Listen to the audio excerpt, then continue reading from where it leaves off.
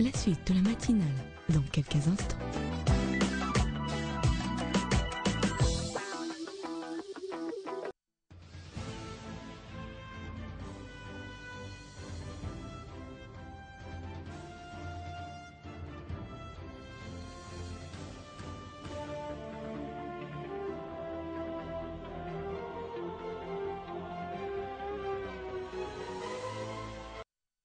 L'invité de ce matin, Michel Kitoko, analyste politique. Tout à l'heure, il m'a même dit patriote. Bonjour et bienvenue. Merci. Voilà, le 28 mars, le Conseil de sécurité a adopté cette résolution 2098, d'abord pour le renforcement de la MONUSCO et de l'envoi de la brigade d'intervention dans l'Est de la RDC, ce qui était vraiment attendu. Pour vous, est-ce que c'est aussi un début de solution par rapport à la crise qui règne dans cette partie du pays ? Bon, le problème qui est là, c'est que moi j'ai compris par rapport à cette résolution, c'est que c'est une résolution qui n'est pas d'application tout de suite et immédiatement. C'est une résolution qui sera en application pour que cette force soit opérationnelle. Nous allons attendre encore quelques mois. Notamment, j'ai cru comprendre que jusqu'au mois de juillet, peut-être, que cette force sera opérationnelle. À partir du 30 avril, déjà, le 30 avril, oui, le déploiement. Et puis, pour qu'il soit vraiment opérationnel et retrouver vraiment, apporter vraiment ce que nous pouvons, nous voulons pour la population, là-bas, à Rutshuru et ceux qui sont meurtris, je pense que ça va prendre un peu du temps. Bon. Je dirais tout simplement que c'est quelques soulagements dans le sens que ça va peut-être endiguer la souffrance de nos compatriotes qui traversent le moment le plus difficile là-bas à l'est du pays. Donc c'est un début de soulagement. Solution durable aussi, l'envoi d'une brigade d'intervention. La solution durable viendra par le fait que ce sont des Congolais, c'est-à-dire que c'est à nous, nous allons pouvoir nous organiser pour essayer de trouver d'autres brigades, la forme de brigades que nous aurons à mettre en place pour essayer de sauvegarder et protéger la population là-bas.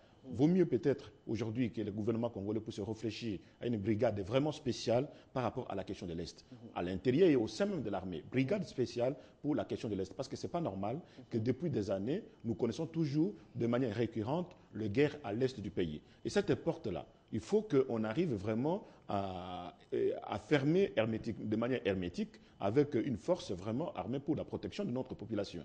Donc encore une fois, pour que ce soit dans la durée, il faut que l'État congolais puisse réfléchir à trouver une brigade spéciale en dehors de notre armée, l'armée ou pourquoi pas réorganiser carrément l'armée, puisque c'est aussi un des reproches qu'on Non, mais on peut organiser l'armée, bien sûr, mais il faut qu'il y ait une force très spéciale vraiment pour répondre coup par coup par rapport à la situation de l'Est. Parce que ce n'est pas normal. On ne va pas tout le temps envoyer toute une armée congolaise et à chaque fois, et puis on reproche encore à cette armée de ne pas être organisée. Mais si on organise vraiment des brigades spéciaux par rapport à cette question-là, je pense qu'on y arrivera. Organiser une armée, oui, c'est une bonne chose, mais encore une fois, en ajouter une dose contributive par rapport à des brigades spéciales par rapport à la question de l'Est, ça sera aussi une bonne chose. L'ONU, qu'est-ce que l'ONU a fait? C'est former une équipe de 3069 militaires. Ça, vous pensez que la RDC est incapable de former 3069 militaires pour répondre aux dégâts que commet M23 là-bas à l'est du pays? Moi, je pense non. On a la capacité, on a les moyens. Il suffit d'avoir vraiment la volonté pour essayer de trouver une solution par rapport à tout ça. Alors, situation, sortie de crise diplomatique, pour certains, c'est une réussite au niveau diplomatique. Mais attendez, la question diplomatique, oui, ben, la diplomatie fait son travail, mais je pense qu'aujourd'hui, la raison fait que nous revenons sur la question militaire.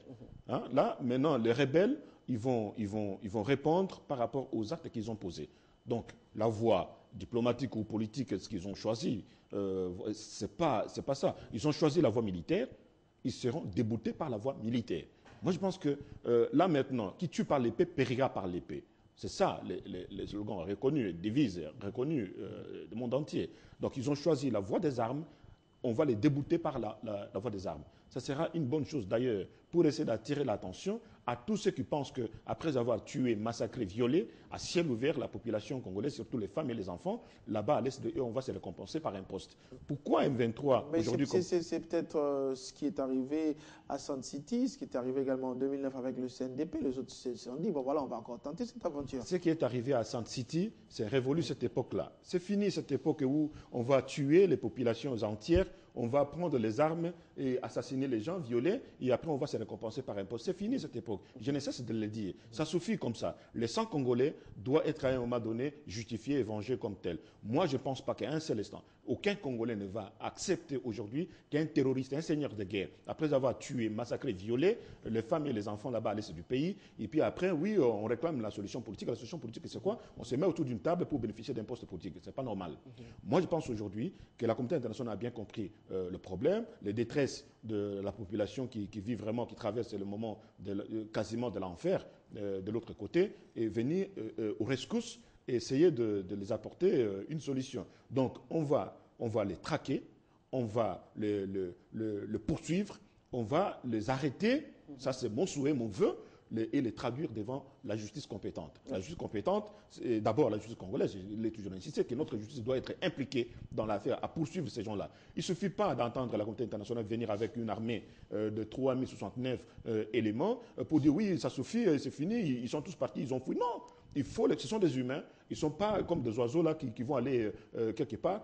Ils seront quelque part, il faut mettre leurs photos quelque part, il faut oui, mais je dis, il faut les dénoncer, il faut connaître les noms. Et d'ailleurs, la population de Rutshuru, là où ils sont, cette population, peut-être le peuple congolais là-bas, connaît nommément les gens. Donc on va transmettre les noms de tous ces auteurs de massacres, de viols, ainsi de suite. Alors, tous ceux qui sont derrière dimanche également, puisqu'on parle de ceux qui sont à Rutshuru, à Bunagana, le qui est devenu aujourd'hui le fief du M23, Makenga, Bertrand Bisimwa, qui est le président politique, a réagi par rapport à cette résolution et surtout l'envoi de cette brigade pour Bertrand Bisimwa, justement.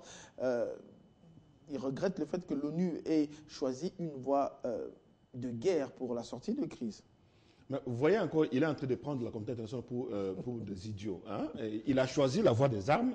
Maintenant qu'on va les répondre par la voie des armes, il commence à crier. C'est pas normal. Makenga ou le porte-parole là d'M23 aujourd'hui, qu'est-ce qu'ils ont voulu? Ils ont voulu prendre les armes d'assaut.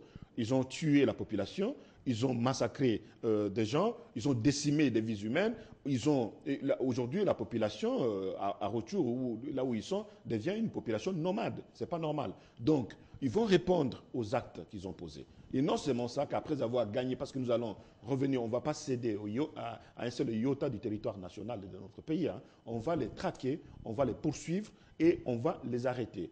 Vivants ou morts, on mettra la main sur ces gens-là. Ça, c'est sûr et certain parce qu'on ne peut pas permettre que les 100 Congolais, jusque maintenant plus de millions de Congolais qui sont morts, et on ne peut pas venger ces 100 Congolais, ne serait-ce que par la voie judiciaire. On mettra la main sur eux. Vivant ou mort, on mettra la main. Mais pendant ce temps, puisqu'on croit encore à ce qui va se passer peut-être à Kampala, est-ce que Kampala a encore la nécessité ça ne sert à rien, de continuer? Kampala produit quoi? Qu'est-ce que Kampala produit? Rien du tout. On ne peut pas tuer encore une fois, je dis, on ne peut pas tuer des gens et après, oui, voilà, on est à Kampala. Encore une fois, c'est la communauté internationale, je ne sais pas qui paye. Mais Kampala a permis à ce qu'on ne puisse plus entendre réellement des coups de balles, qu'il n'y ait plus échange de tirs entre les FARDC. Il a permis à ce que d'autres puissent se retirer, même s'ils n'ont pas respecté les 20 km, mais à 6-10 km de Goma quand même. Non, mais qu'ils se retirent ou pas, moi, je vous ai toujours dit que Kampala ne servira à rien. Aujourd'hui, qu'est-ce que l'avenir nous a donné raison? Roniga, il est où maintenant? Il est quelque part au Rwanda. Et Makenga, pourquoi il doit pouvoir se cacher, commencer à crier là où il est? Oui, voilà, on va venir nous rechercher et il a choisi la voie des armes. Lui qui a voulu la voie des armes, lui qui a voulu tuer la population, lui qui a voulu violer les femmes, lui qui a voulu commettre vraiment autant de dégâts sur le sol congolais. Et maintenant, il commence à s'étonner pourquoi l'ONU et le monde entier viendra les chercher, les traquer, les poursuivre là où il est. Le problème, il est à ce niveau. Donc, encore une fois, on n'a pas à négocier avec les terroristes. Le terrorisme, on doit pouvoir les combattre d'une manière ou d'une autre. Il faut les combattre. Ce ne sont pas des amis à négocier avec. Et encore une fois, moi, je pense que une autre question qui va peut-être être en réflexion par rapport à l'État congolais, c'est le fait qu'aujourd'hui, les vrais Congolais, les vrais patriotes, qui en appellent peut-être au dialogue avec l'État congolais, qui ont des propositions par rapport à la bonne gouvernance de ces pays, oui, ce sont ceux-là qui sont bienvenus sur la table des négociations avec l'État congolais. On ne va pas donner raison, encore une fois, aux gens qui prennent les armes, qui tuent de la population là-bas et qui les violent à ciel ouvert, et pour dire, bon voilà, on peut se mettre autour d'une table avec. Non. Il faut maintenant accorder la voix de ceux-là qui élèvent la voix de manière officielle pour dire, bon voilà, on se met autour d'une table, nous avons des choses à réclamer, nous avons des choses à dire, et c'est par là que nous appelons de tous nos voeux que ce dialogue intercongolais doit être mis en place. Non pas avec le rebelle potentiel, les seigneurs de guerre, les terroristes, mais avec les Congolais qui pensent que nous pouvons changer notre société d'une manière ou d'une autre. Même si l'UDPS, si vous parlez, vous revenez sur ces concertations, même si toute la classe politique, surtout l'opposition, n'adhère pas à cette démarche. Les voix se sont élevées. D'autres en disent, oui, nous acceptons. On a vu dans les consultations, qui aujourd'hui, on ne sait pas pourquoi il n'y a plus de consultations. On parle de moins en moins de cette concertation nationale et surtout de l'adhésion, notamment de l'UDPS.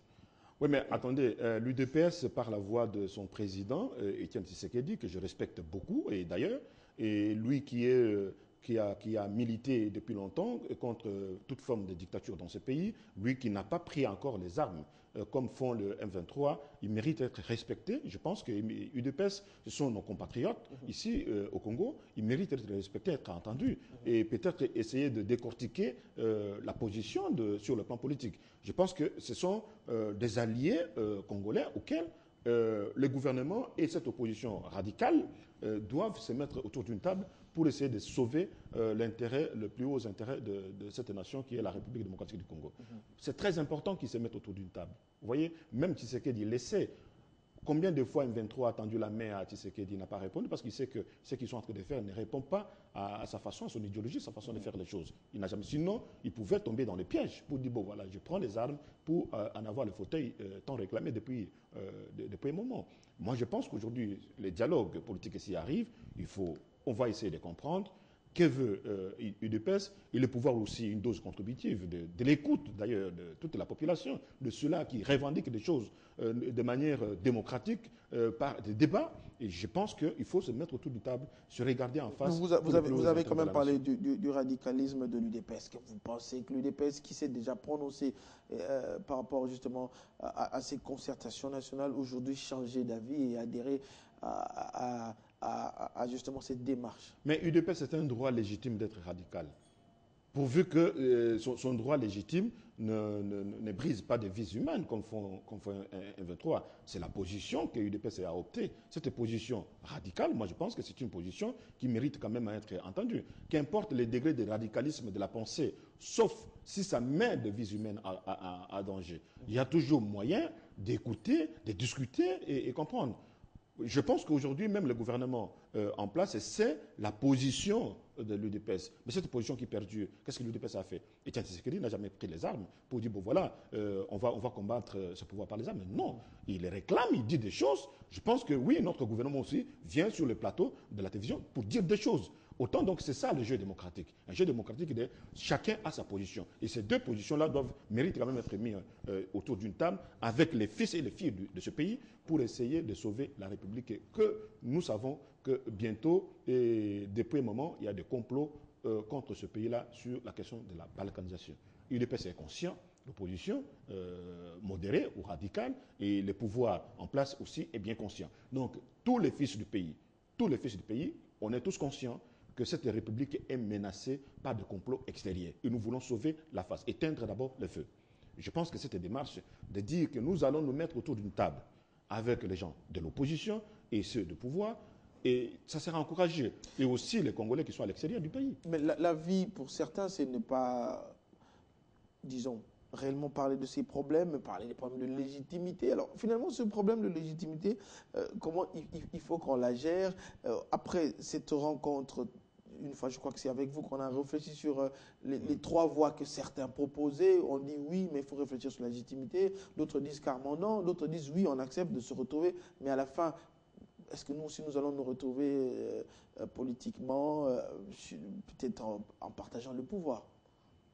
Bon, il y aura toujours une solution à toute chose. Hein. C'est ça aussi l'issue des concertations nationales pour les initiateurs ou pour l'initiateur, c'est réfléchir pourquoi il y a peut-être des guerres dans l'Est, comment faire pour qu'il y ait une cohésion nationale, comment tout le monde puisse adhérer, réveiller ce sens de patriotisme. Mais ce n'est pas comme ça que cela est vu par d'autres. Ce n'est pas le terme de non-légitimité qui est danger pour la République. Ce n'est pas le fait que Etienne Tshisekedi a dit que le pouvoir en place n'est pas légitime, que ça constitue un danger pour cette République. Les dangers pour cette République, c'est la balkanisation qui est menacée. Les dangers pour cette République, c'est le fait qu'M23 a pris les armes d'assaut en train de tuer, violer